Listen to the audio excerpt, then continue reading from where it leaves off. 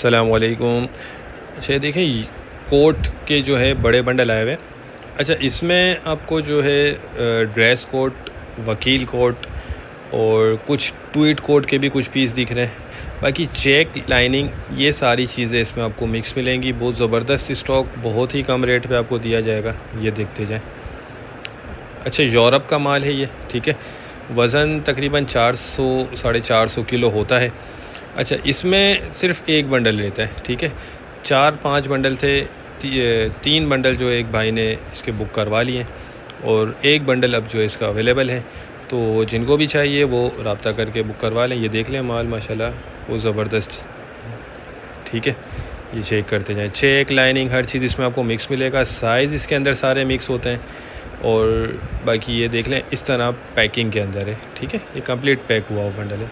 इसमें वकील कोड भी आपको मिल जाएगा।